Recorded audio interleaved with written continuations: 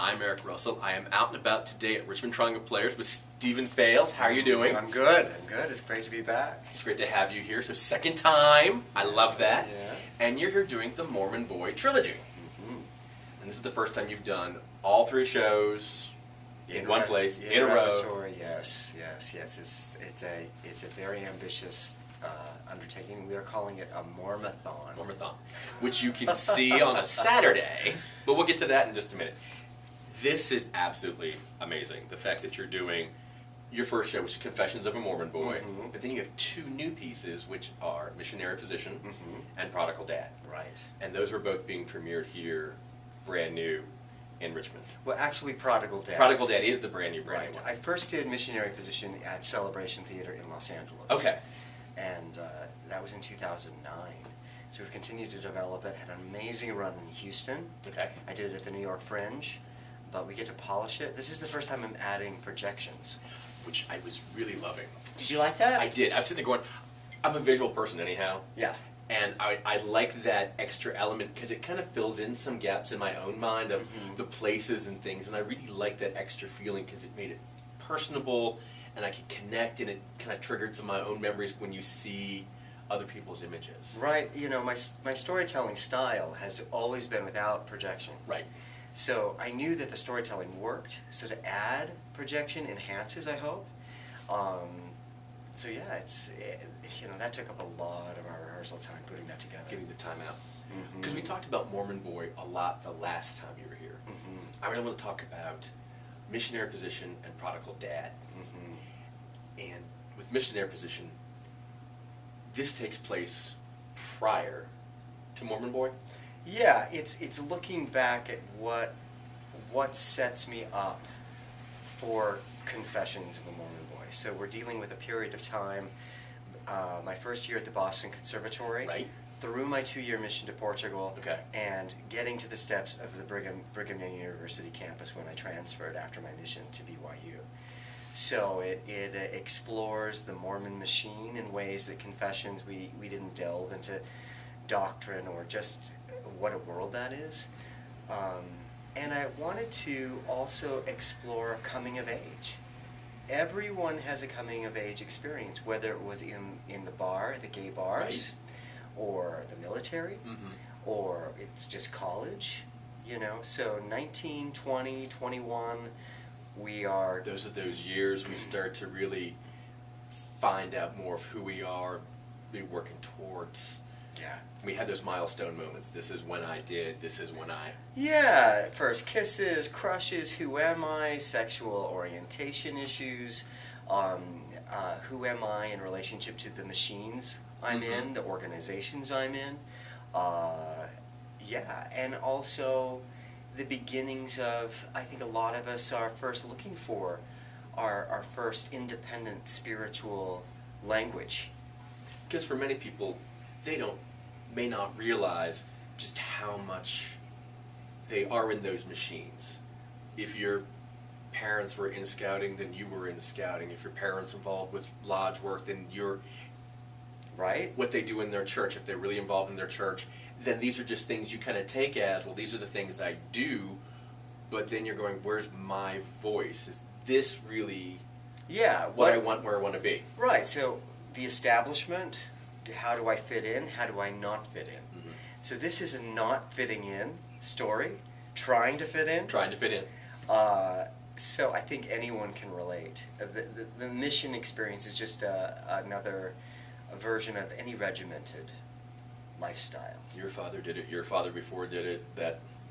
But it also kind of gave us a glimpse into more of the Mormon faith and stuff going... Because I come from a Methodist, Presbyterian, Catholic background, so these are all things that were familiar, but I'm going... I still just trying to Google stuff about Mormon faith going... I'm still kind of clueless in how this whole thing works. You didn't wear green fig leafed aprons in the Mormon temple and pledge your soul and your life to the building up of the kingdom of God on earth? Now I wore green fig leaves, but not for church. But there's death penalties. There are death penalties. Yeah. If you ever divulge this information, you basically welcome death to come upon you. Just like a Mormon hit squad out coming to get you next? Well, I think it could have been in the past, but actually they've just taken those death penalties out. And I wonder, as I started to tell my story, and you know, when I went through it, the ceremony has changed significantly. Okay.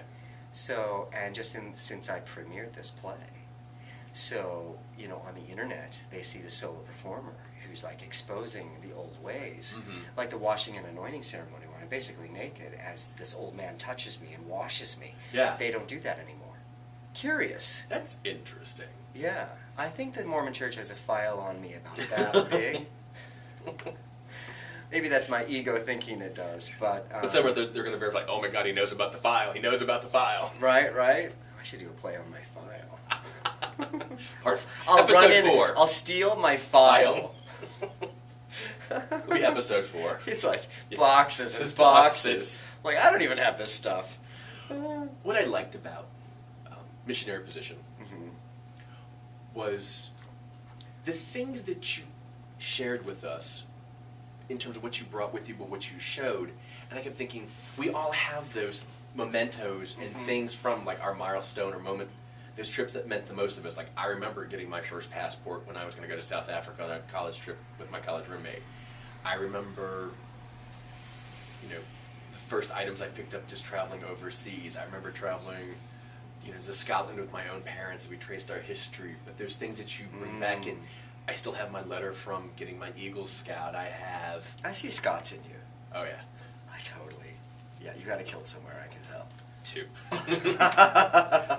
I did my show in Edinburgh. See, and at the Edinburgh Festival. Amazing experience. And that's where I got my kilt.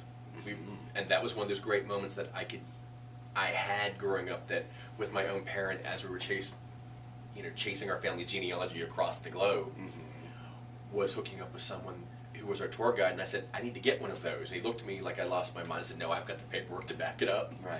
I know exactly what I need, and, you know, 6 months later, I had my official Russell plaid kilt, and loved wearing it. But it was one of those things that just meant that was a moment I got to have. And you share a lot of those moments, because you kept your mission letter, and you kept a lot of those things. I've kept these things. I have been fascinated by my family's history. It's a Mormon thing, but it's also a poet thing. Okay. I think if you have the soul of a poet in you, and I think most of us have that, we attach meaning.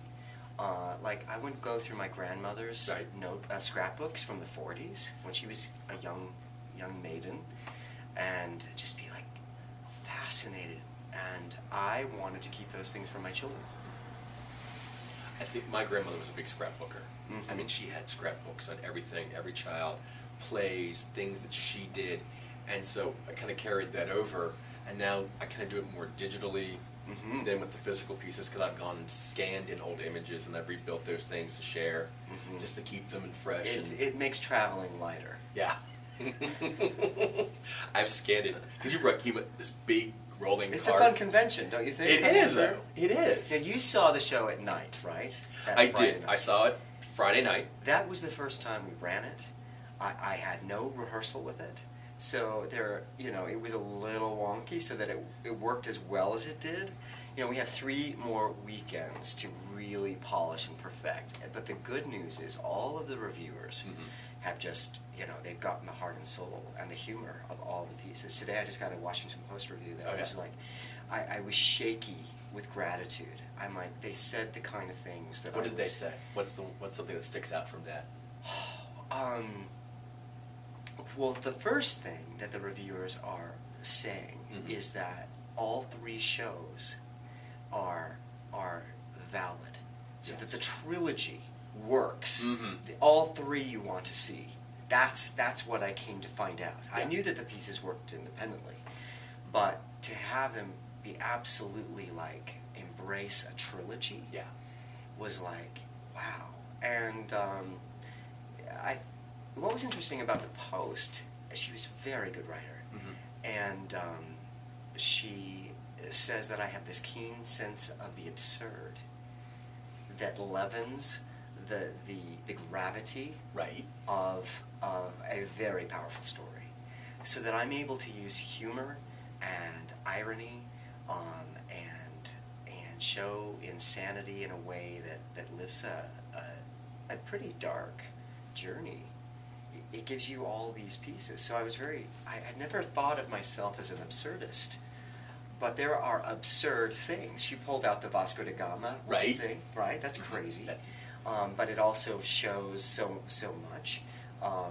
She pointed out things in Confessions, and that I would come out with my excommunication polka out of nowhere in Prodigal Dad. It's like, so I'm able to mix it up. You do, and you take these moments which can be very dark, and you're going, or in such a way, because you talk about one point in Missionary, the spiritual rape of the family. At the same time going, but I earned a pin. I'm being rewarded, and here's this, and I'm thinking... It breaks your heart. It did. And I kept thinking, on the flip side, though, that it had to kind of affect you, too, going, because here's your faith, and you're going, that kind of works the same way. And, are you the rapist themselves, or are you the person that's also a victim of spiritual rape? Having to go out observing that, but you're being rewarded with, here's something shiny. Well, I'm also illustrating religious colonization. Okay. Here, the Mormon Americana machine goes to a poor country like Portugal. Yeah.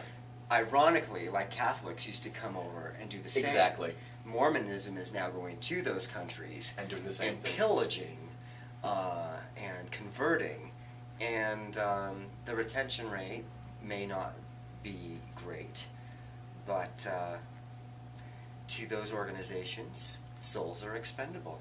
We just need the numbers, and please send the tithing, because our more intellectual members are leaving us. We need to get people that can't read to not question and send their money. And what Mormonism does give a lot of these people is a hope.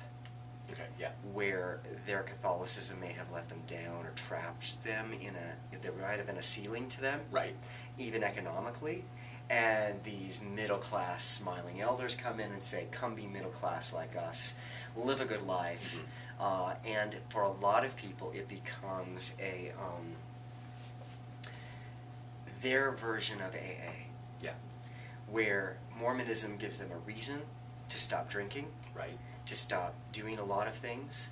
The flip side, though, is if you slip, you're out. Yeah, there's no... So the shame, the perfectionism will ultimately come and bite you if you're not perfect, and it creates a lot of turmoil. I just think that's, for anybody, that's got to be hard to watch, because you're out here doing something you really believe in.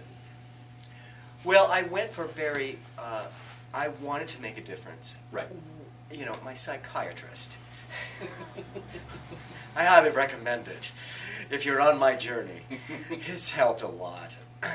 I think I was talking about her about certain things, and she's like, all organizations attach themselves to the exuberance of youth. Mm-hmm. These Marines, in their young age, did you serve in the military? I did not. My brother did and my dad did, but I know what you're talking about. There's that whole... Harness the altruism, yeah. The energy, the effervescence, and that youthful exuberance is your biggest commodity as a young person. So it can be exploited. And at the end of missionary position, I don't know that I did it as well as I could have on the night you saw it, but there's a rage, and a rage that few, I think, get in touch with. They're in denial of a rage that they have been exploited. So these guys come back home from the war, they've been used up, and what's left? Yeah. And so in Mormonism, we spend 2 years of our most precious years of our lives and can't masturbate the whole time. That alone, it's like, rage! Right? There's a lot of pent-up rage. And so you gave you gave your all, and then you're expected to just, then go fall into line. And it's amazing how many leave the church. I know a lot of Marines that served, and they almost have anti-American views, just like a lot of elders will leave the church and have anti-Mormon views. but you have to get in touch with that rage, I think, in order to get to peace and acceptance, and then see the good things. For example, I think I'm talking a lot, but that scene at the end of Missionary position where I try to keep my 19-year-old self from going through. Yeah, I was going to ask. That's the point of Missionary. And there was nothing I could do or say, 20 years older than that kid, to get him to not go. And, of course, one of the reasons I went was I thought that the Lord would make me straight. And that was a double rage, to find out that after everything I gave, you didn't get what you wished for. I was as gay, queer as a $3 bill, right? Right. In the green fig leaf. I mean, come on. But that's campy too. That's campy too. Going, when I saw that, going, is this some? I'm waiting for like, this is what they wear. Here's this open side, and they went to the whole going. This is pure camp, but it's what the people do, which made it even better. Well, you know, Joseph Smith stole all that hocus pocus from the good Freemasons who helped build this country. That's right. Got to have a Right? good apron. Right? Secret handshakes. That's fine. I think it's great for the Freemasons. But what the Mormons do is like, you know. I kept thinking, how uncomfortable I would be just as a young person, and this is what I'm supposed to do. You know, going. And you're never told about it as a kid. Yeah. All of a sudden, you're in this situation where you're like, this is it. This is what we do. So it's a very dangerous thing that I share on stage, the Mormon temple ceremonies, and but I feel the reason I went for it, and I have family members who have disowned me. Mm-hmm. They have accused me of selling my signs and tokens for money, which we're warned to not do in the temple. And I feel that the rigid gender roles and the things we promise in the temple, and the Mormon concept of eternity, it's a patriarchal order, and you have many wives in the eternities to populate worlds you will create. These belief systems are what fuel the anti-gay sentiment and what fueled all that money going into Proposition 8. Yeah. We pledge to follow the prophet and give everything we have, or may one day have, to the building up of the kingdom of God on earth and the establishment of Zion. So if the prophet says, everybody, I don't care how hungry you are and that you're already paying 10% gross income, send a $50 check to California. So a lot of people will say that we shouldn't be looking at people's beliefs, bashing their beliefs, picking it apart, or lampooning it. I say, if I have been through it, I get to share it. Absolutely. And the other question is, should people who haven't been Mormon be telling the Mormon world and also lampooning it? So what I'm saying is that insiders need to be sharing these today, and I'm in a position to do that, and I question whether the Book of Mormon on Broadway has the authority. Right. It's still great. Because one of the questions I did have is like, you get the name elder. Where does that come from? Well, historically, it's an office of priesthood, anciently. All right. But that they give it to young boys who are 19. Right. I'm going, Elder Fales, Elder Smith, going. It's an arrogance.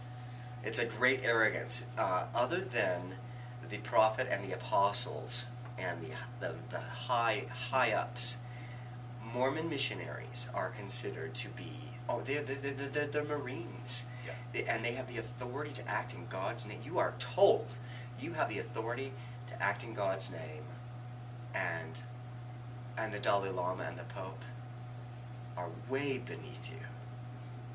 So, it's a high. Because you were like the... Mm-hmm. Yeah. And that's really going to affect a lot of people. Because when you shared some of those moments, just in the big training camp before you're sent your mission, you've got, it's like going to summer camp, except you're there's more to it. Mm-hmm. And you wonder, like, you share a little bit with some of those guys prior to, but you have to wonder what's going through their minds when they were done.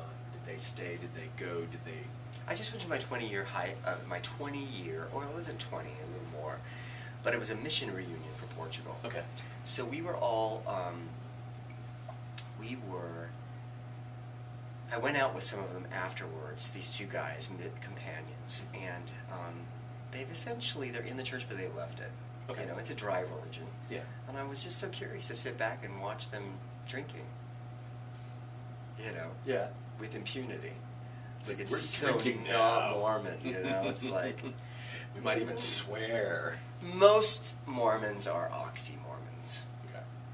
unless they're, you know, super duper orthodox, like some of my family, or they're black sheep. It just depends. But one thing that I don't want to disparage is that there is a spiritual technology Mm-hmm. that I learned. Okay. I think that sincere prayer is a legitimate spiritual tool. And that, but what happens is, churches and religions put their stamp on it. Right. And so if you're not praying in Mormon speak, Mm-hmm. it's not a prayer. Right. Prayer, meditation, service to others, reading timeless, inspired literature across the board. Right. All of the spiritual technology is what this 19-year-old in my play Right. has to offer me as a jaded, you know, Right. gay guy who's been through a lot. You've been through the ring of the machine, I've the whole been- thing. You're like, yeah, and I'm going, wait a second, let's brush some of that off. And does it still apply? And I have found it does. So it's not a simple thing. But it is the new crowd pleaser on a lot of levels. What do you say? I really enjoyed it. Yeah. I had an absolute ball because I sat there going, I'm enjoying this journey. I'm enjoying the whole, because we've been that whole bit with other people for the first Nope. time. Whoop. There you go. Because we've been through that whole bit. Whoops, it's a sign! Or do you get some motion in here? That's right. Move around, wiggle. But we've been through that whole bit with those life moments and shared them and experienced them. You're kind of wondering at the end of the day, was it all worth it? What would you say to your younger self? Mm-hmm. And I wonder, would I tell my younger self, don't do that? But then would that really change who I am at the other end if I didn't have that journey? Mm-hmm. Would I have learned and become wiser by not doing it? Mm-hmm. And would I listen to my older self thinking, well, no. One of the things I do as an autobiographical storyteller or a memoirist is I delve into my story and dissect it and then offer it so that other people can get complete with their own story. Because you mentioned everyone has a story. This is my story. We're storytellers. That's right. And everybody, all we have to change the world is our story. And the more we know our story, the better we can share it in the appropriate ways that works for us. Yes. I don't recommend everyone go on the road and spend a decade Telling your story. Just you know, doing this. It's very hazardous to your health. Which kind of brings us to, like, I would say Prodigal Dad. Right? Because that one kind of shows the culmination of all this kind of post. Mm-hmm. If Mormon Confessions, the Mormon Way, is a midway point, Mm-hmm. and Missionary Position is before that, Mm-hmm. this is the afterwards, the what's kind of come about after everything else has gone on, because you've been on the road, Mm-hmm. you've been traveling, you've done all these you've sacrificed a lot to do this. In fact, I was following you on Facebook and stuff, and I knew you sold your belt buckle that you got from. I sold my Prada Western Brokeback Mormon silver belt buckle. to help pay for a lot of this. Yeah, you bet. I'm sugar daddy free, and that's another. I think that's a whole theme through my work is dealing with that shades of sugar. Yeah. 100 Shades of Sugar. That's a 5th show. So to be an independent artist, Yeah. and to have total creative freedom, you have to be careful who you accept money from, Right. because there's strings attached to money. Oh, yeah. Cash is king. That's right. So sometimes you go without, especially when you're doing your best to pay child support. Yeah. And so I'm investing in the future, and this is all to go to the, a New York run, and there's lots of spin-off stuff for it.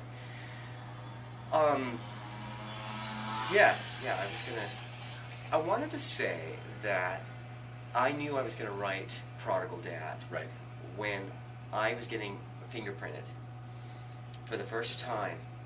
I told that prosecutor, or whoever it was, Mm-hmm. these false allegations that were completely dismissed, Yeah. ultimately. I remember going in there, getting fingerprinted, and I told the detective or whoever, because I came in, I told him, I said, I'm writing a play about this.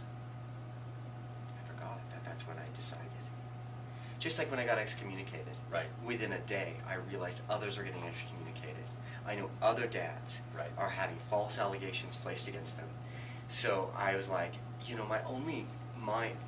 only power Yeah. I have had many times is writing and the stage. So I knew I was going to write Prodigal Dad. It wasn't at the time, I didn't know what the name of it. And at one point it was called Who's Your Daddy? But Prodigal Dad works better, don't you I think? like that much better. Yeah. It just kind of fits within Yeah. the whole theme and the whole... Right. Coming home. Yeah. Like you had posted, the word extravagant. That's what prodigal means. Yeah. Where have I been extravagant and then crashed? Yeah. So I'm looking at myself, but there were some legitimate externals that I had to endure. I never thought this would happen. So I told the guy, I'm going to write this, but it was not time. So I needed to buy time. So in that year of all that court stuff, Yeah. and 2 attorneys, I got to do Confessions of a Mormon Boy in Dublin, at the Dublin Right. International Gay Theatre Festival. While I was there, I was with a friend who was performing a show about being a gay Marine Okay. in Iraq.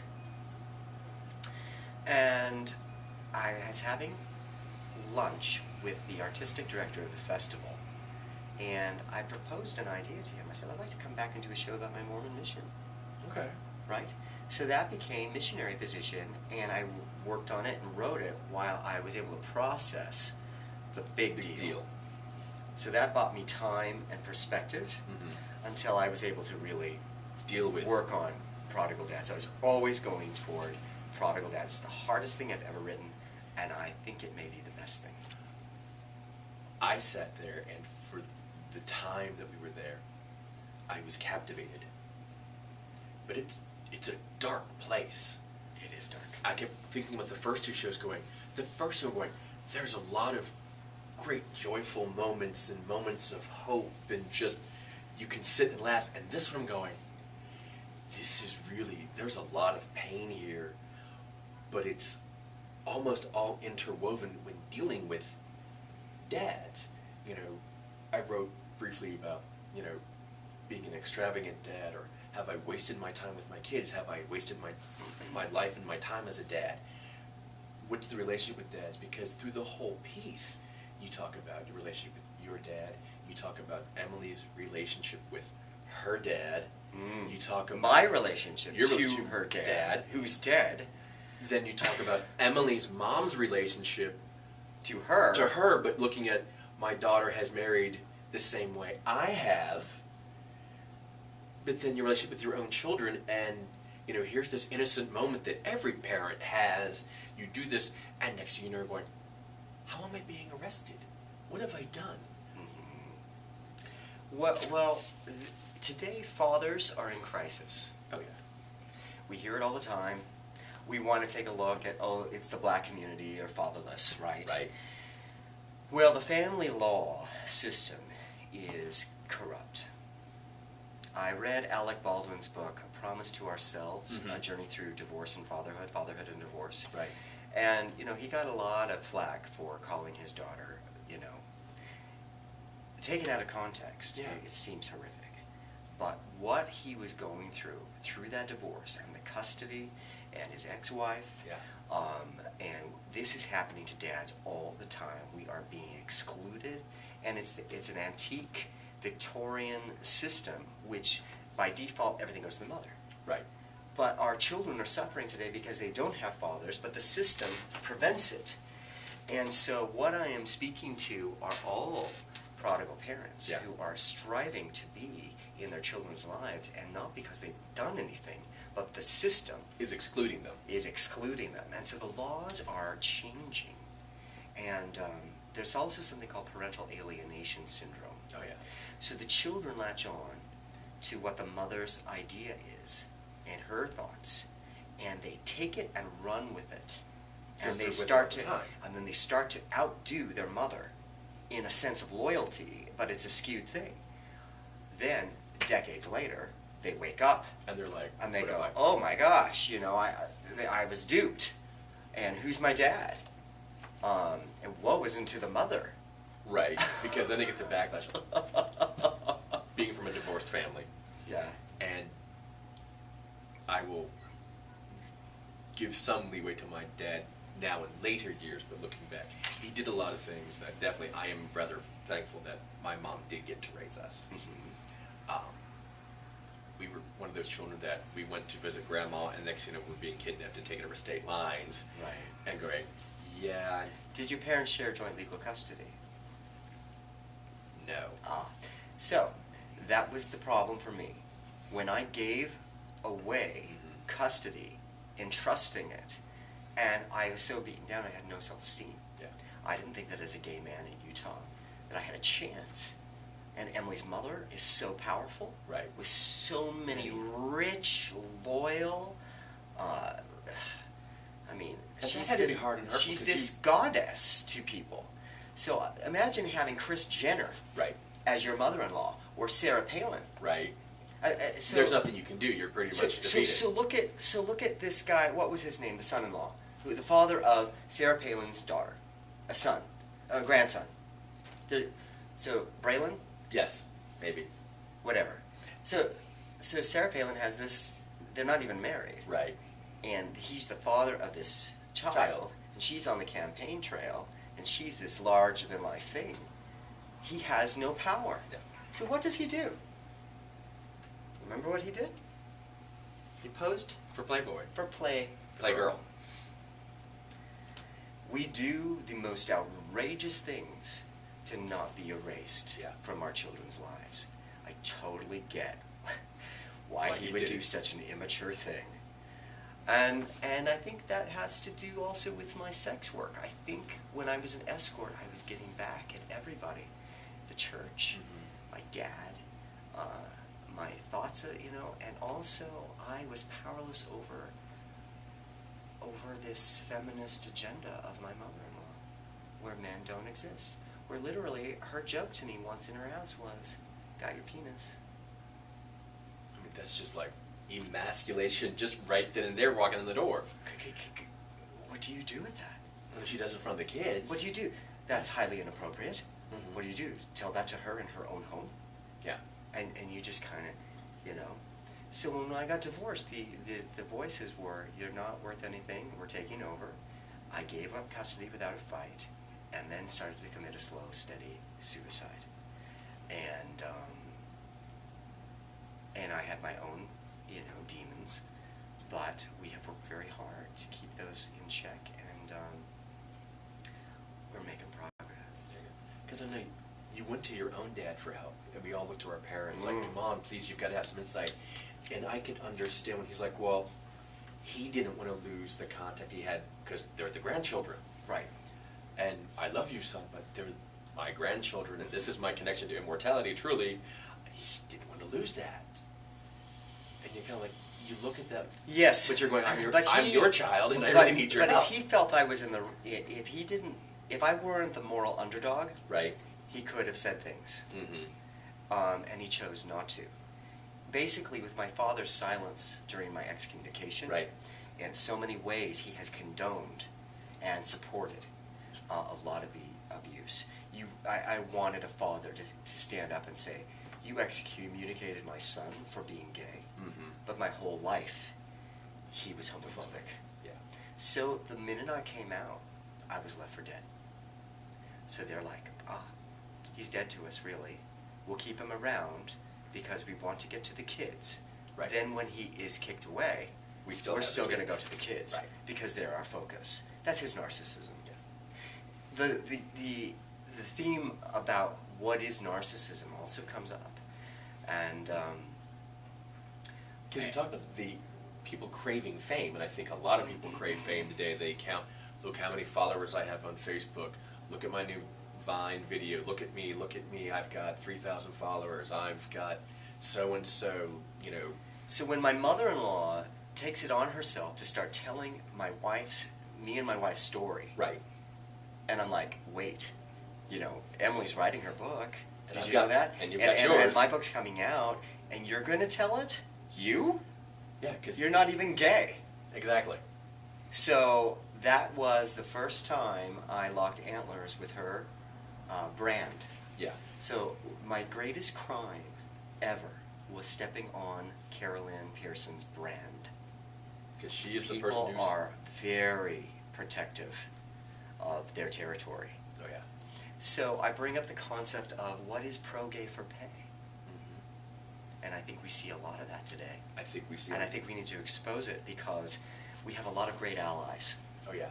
And Carolyn is, in many ways, the best thing that ever happened to gay Mormons. For the first time ever, they could breathe. But then she became, in my opinion, the worst thing. Because she took the stories, says, I'm going to tell them my way, and leaves out all the signposts. And for her glory, her mortgage, and God knows the secrets she has that she could write about. So I also was a writer and a poet and a successful actor long before I ever met the Pearsons. Right. So in their mind, I think that what has happened is that I exploited them. But when you marry into a family where you will always be a footnote, and one of the reasons why I wrote was that to assert myself into my children's lives, into the peculiar world they had been born into, I had to rise up to the occasion, and I think be the writer I was meant to be. It just so happens that there's some interesting wrinkles and a lot of... There's some good stuff in there. No spoilers. You have to come see it. There's so many things I want to ask about going, that's a spoiler. You haven't even used your notes! I know, I'm just going, I've got notes, but it would give spoilers away, and I don't want to do that. But just talking about some of these, let's talk about the narcissism. Do you think there might be some, when we talk about the brand of people and the fame, that all of a sudden, there's more light on you, you're shining brighter, and there's this whole, I can't have that, he can't shine brighter because the I am the number one rule in the white space of everything was you may never be more successful than my daughter. When Confessions of a Mormon Boy popped, I am sure that it had a lot to do with why Carolyn... Waving around. There we go. Why Carolyn would try to have a comeback in the gay Mormon genre again. Because she was pretty docile for a while. But my show became this thing, and then within a year of it opening off Broadway, she had her show about gay Mormon suicide, her book, everything coming out because she wants to have the last word. So the concept of memoir and a lot of writing, what I bring up is, how is this an attempt to become immortal on Kindle? How is memoir a way to control on the page, to be forever right, to be forever young, to have the last word, to deal with damage control? I mean, hello. Alec Baldwin wrote his book for damage control, to show why he would, in a moment of passion, lash out at his daughter. Yeah. Right? And when you read the book, you have a whole new insight, right? So, memoir has a lot of hidden agendas to it. And I try to hold myself accountable too. You know, one of the things my father-in-law says in hell, in that scene. What did you think of that scene? Really? That's like... That's,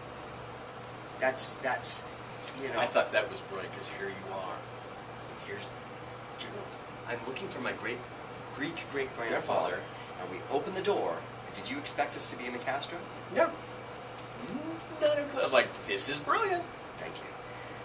Well, so, Gerald, I won't spoil what happens, but one of the things he says, welcome to the family disease, martyr, memoir. Right. And he says, I think you do it yourself.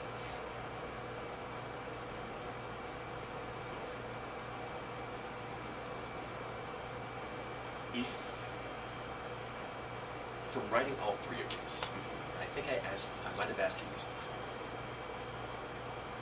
these are raw and powerful, and you have to go back and look at what have you learned about yourself, or what things have you faced that maybe you weren't ready to face when you first wrote Mormon Boy, but now with these other two shows that you went back and went, now I'm ready to face these and talk about them, and what did I really learn about myself doing this?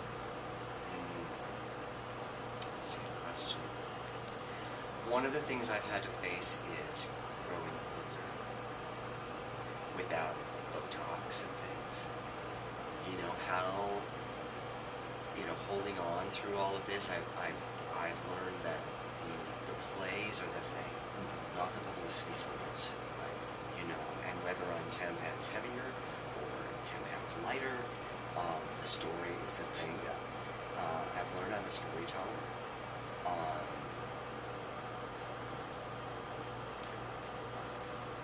I have healed. My writing has always been ahead of my healing, but I had to take a time out for about 2 years before I could come back to this piece, Prodigal Dance. Yeah. And I didn't know how to. I always wanted things so quickly and so fast. Yeah. And I've learned to wait.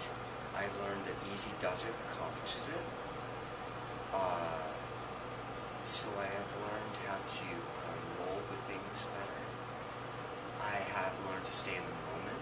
It sounds so new age, but I have found that that's helped me in this whole process, and even as an actor on stage.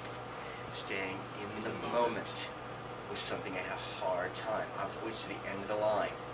You know, getting to the end of the line before I was at the end of the line. So that, so yeah, I have grown off stage, which I think has informed my performance. And there is a lot in Prodigal Dad that I don't have time on stage to deal with. But my father has come a long way.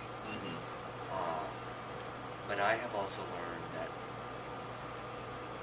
I've been alone a lot. And I've learned to not be lonely. So, I don't know if that makes any sense, but...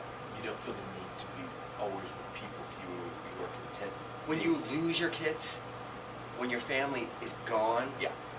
When you've lost everything, health, money, when everything is gone, and it's just you and that, whatever that is, and you go to that desert place, and you come out of the desert, you have, I don't know if it's possible, but maybe I learned to be a little more humble. God knows I have further to go.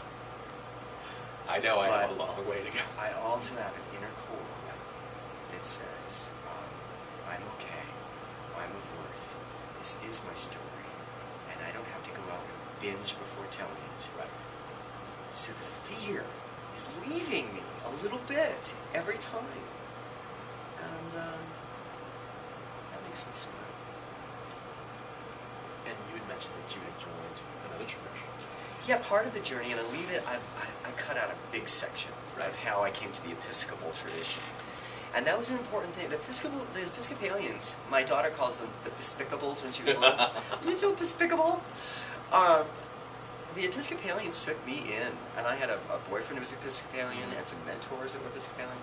So they took me in, and that was a nice piece of reclaiming the metaphor of Christ.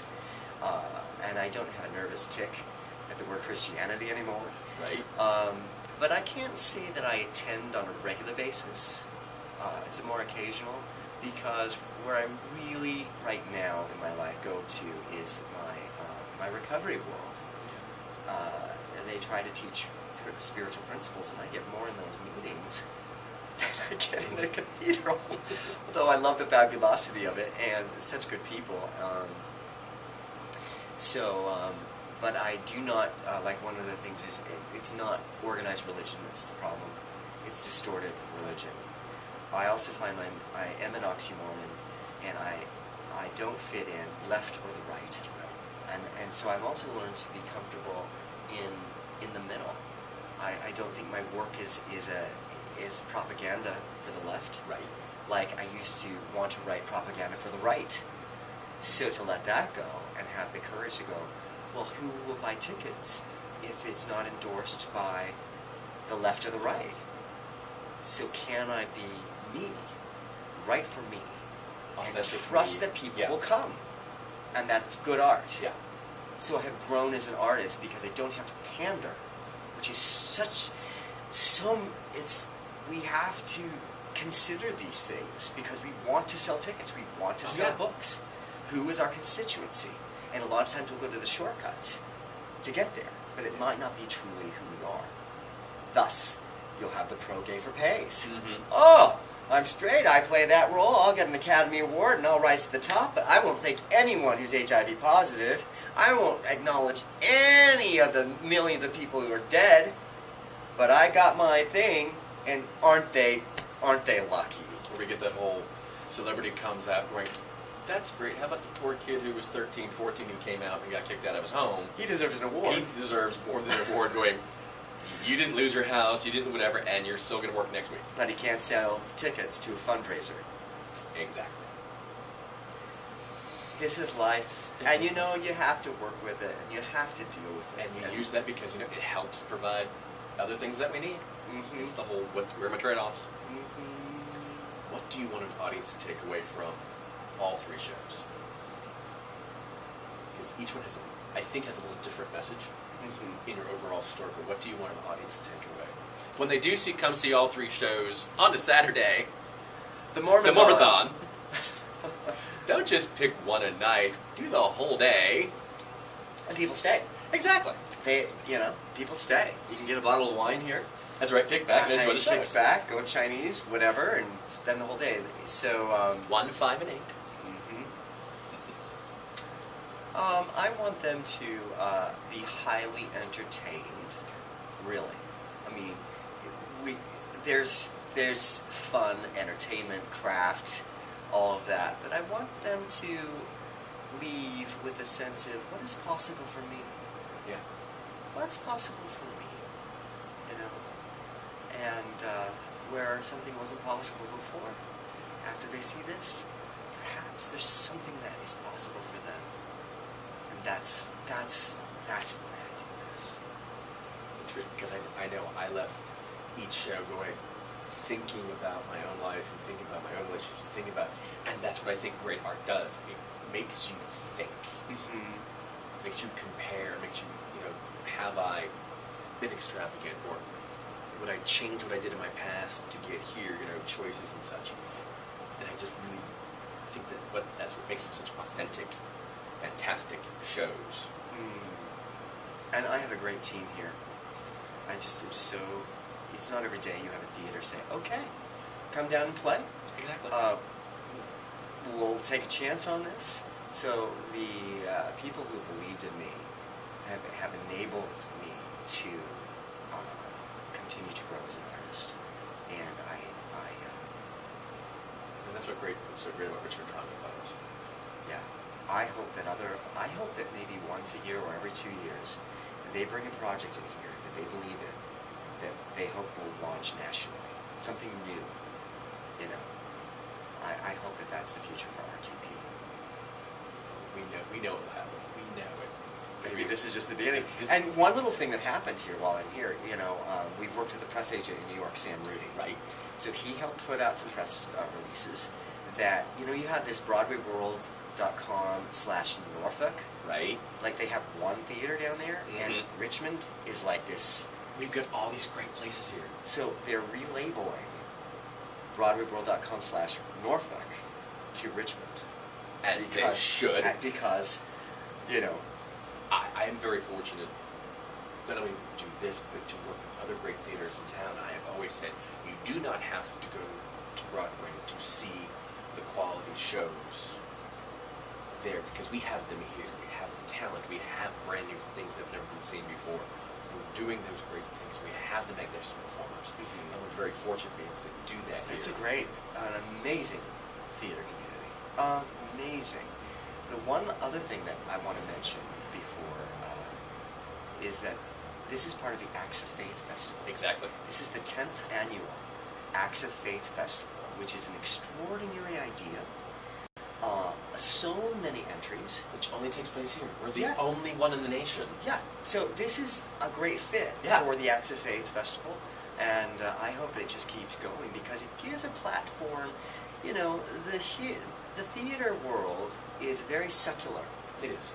Secular humanism, and this is the temple of secular humanism. And we commune here, and it is spiritual. However, the Acts of Faith Festival allows us to explore things deeper or take risks in dealing with religion and faith in a way that really showcases that little piece.